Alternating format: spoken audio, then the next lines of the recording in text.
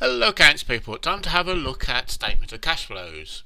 So IAS 7, one of our main financial statements. So in an AAT exam it's level 4 DAIF.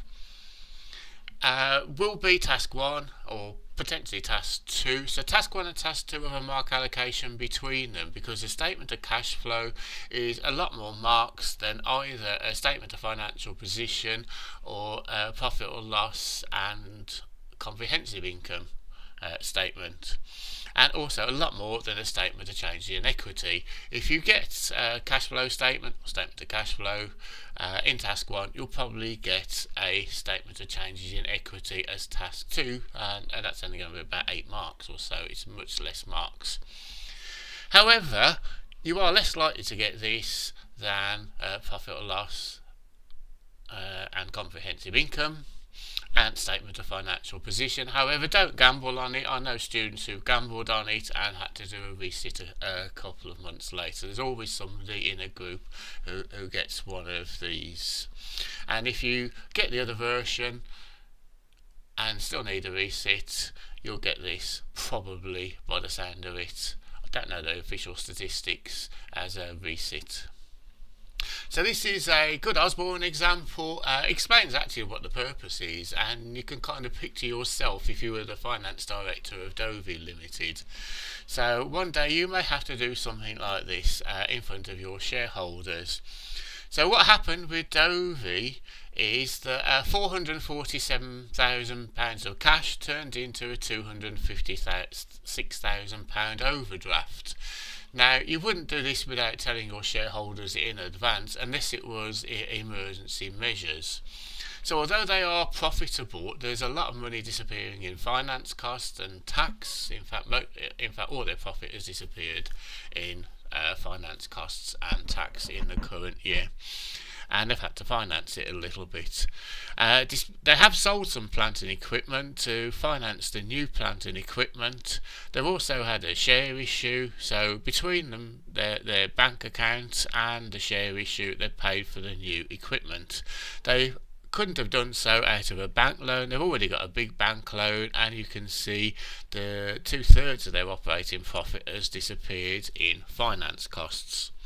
So it's telling you a story as to what is happening in the business. There's minor adjustments where customers are owing them more money and they've got a bit more inventory. They owe their suppliers a little bit more money, and they have paid some dividends out on the basis of last year's profits. So have a quick look at the information. There's a lot of information in this. So there's 2 working out boxes. These are in the second part B, so they're quite essential for that, but there is lots of other workings out to do. So part B is the official IAS 7 bit, in a way the bit that matters. We've worked out operating activities is how much money we've made from trading, from buying and selling goods. And they've invested in some property, plant and equipment. We know that, it's in the accounts there. And they've sold some, and they've financed it with the share issue. They've paid off a bit of bank loan, and they've also paid the shareholders, and that explains why the cash and cash equivalents at the beginning of the year has turned into the cash and cash equivalents at the end of the year, the £703,000 or so drop.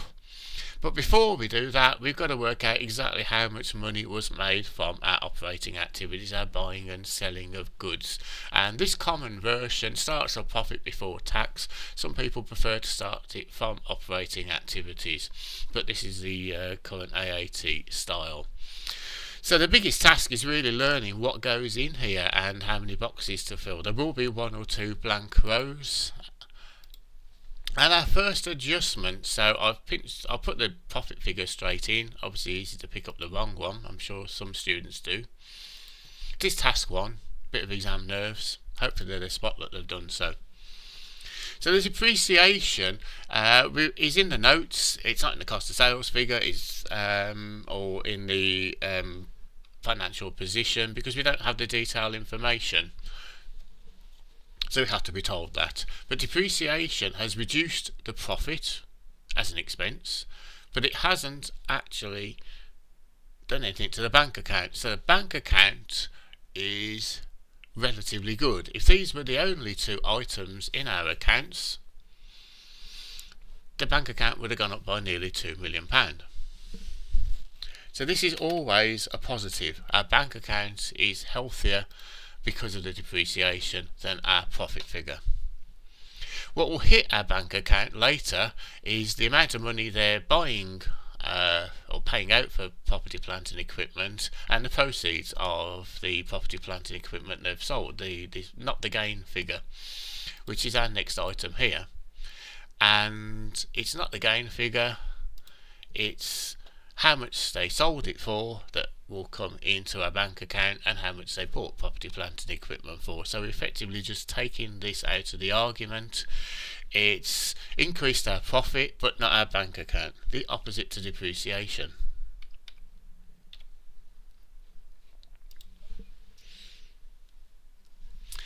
And our finance cost is a slightly different story. Removing our finance costs below.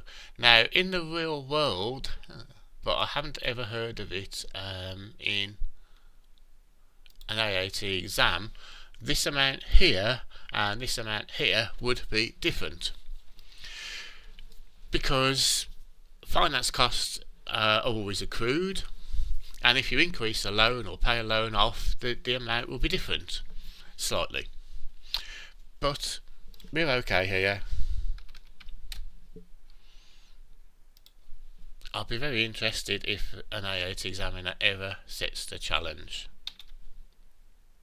So just got to remember, we are simply moving it from above the operations line to below it and turning finance costs off the statement of profit or loss into the actual cash amount, which is the interest paid. If the interest paid was in arrears, there'd be an accrual somewhere. But this business doesn't have any accruals or prepayments. So then we're on to the working capital style items. So we'll do inventories, receivables and payables, two of which are bad for our bank account, one of which is good. So if we've bought more property, plant and equipment, it has adjusted in the profit in the cost of sales, but it will naturally decrease our bank account. So 3793 and 3621 means we spent more on inventories, and naturally, asset for an asset, our bank account will have gone down by 172,000. Again, what hits our profit figure is the closing inventory, and the purchases, they're all hidden in the other figures. And our receivables, possibly easier to understand and explain. Our customers owe us a lot more money. That's not going to be good for our bank account. So 1103, and I've missed out. Very important. Hang on. Get it right. Minus symbol. Because it's in their bank account, not ours. If the receivables were level, it would be a zero figure, and of course profits are sales and cost of sales and all our expenses. Now our payables is the opposite in this case. We actually owe our suppliers more money, which, although it might be good for trading terms and it might be annoying our suppliers, bearing in mind it's an investing year and they're very short of cash. We don't know how much notice they had of having to buy their property, plant and equipment. It might have been emergency replacements, who knows. It might have been other planned investments. We don't know. But we owe them, £553,000 more. But that's actually in our bank account, not theirs. So you can see the figure here adjusting, and I must have made a slight error somewhere, because I know I've got the answer wrong. There we are. Apologies. Somewhere along the line, had that got to the bottom, it would have carried through to the bottom section. I would have been 3,000 out, and I would have gone through my numbers and had to change them all. but I'm on a spreadsheet, so it's changed these figures. So cash generated by operations, I mentioned earlier, interest paid, 2/3 of it has disappeared in interest paid, but we've also paid out some tax. Now this one's straightforward, because if we look at the amounts, the 845 for the current year is what's owing, and therefore what we have actually paid is the previous year's. It won't always be as precise as that. There may be some kind of adjustment. If that was 530 and 845, then or a different number, we may not have actually paid the whole of last year's off. Or if it had been 1045 owed, we would only have paid 530,000 out of the 730,000. So you might have a bit of working out to do on a different question. But that's not good for our bank account, of course. But it's not this year's, it's last year's that we're paying. And if you do the business tax unit, you'll learn all about the patterns and the payments on account and everything like that. So don't worry about that number, just take it off the accounts. So our trading part, just running our business, has hit our bank account to the effect of £113,000. But we know our bank account went down by a lot more than that. And that's because of the investing, despite the fact that they've raised some money. This figure is just the same figure.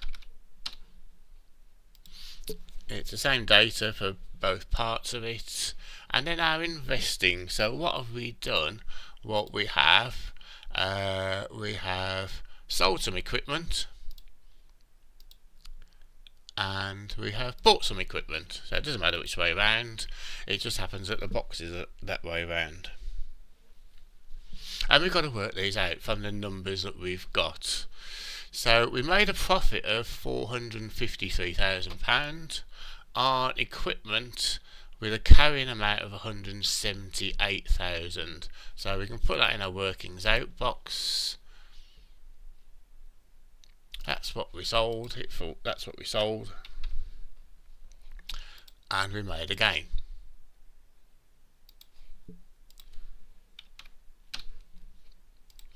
So the money we must have got is 631,000. Obviously that's helped the bank account, so nearly made a compensating error for my earlier one. But we know they've spent a lot of money on property, plant and equipment, so much more complicated.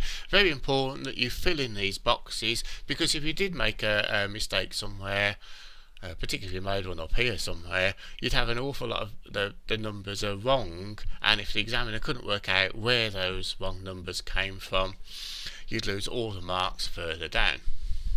But our purchases, our second working out box, so again, something to learn. It does take a bit of effort. Our workings out box will have different drop downs to everything else. And if we work out, right, what we started the year. So we started off the year, it's a logical story, but with 6855, that's off the financial position. And then we sold some.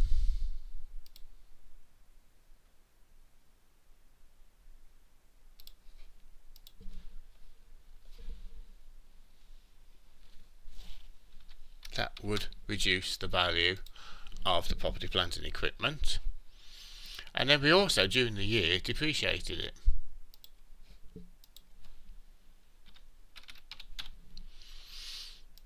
So if we hadn't bought any new equipment, we would only have 5538. But we don't have 53538. We have 7314. So in this box format, you can do this on your calculator. So people at the end of the year, if we do it as a minus, again, logic ways you can do it. I've just worked out how much the value was and the difference between that and 7314, or as I'm on a spreadsheet I can just add all these up. So if we take that other number, we can just work out the difference between that and the 7314. But the 1776 is how much money they have paid out for new property, plant and equipment, and that is where the money's gone. So the investing activities now work out at 1145. I've left the sort of sum box in rather than just copy it down. That is just the subtotal of the investing activities. There's a blank row there just to try and make you think, have I missed anything out? And then the financing activities, doesn't really matter what order, they're fairly logical. We know that they have paid off some of the bank, that's loan. We know that they had a share issue.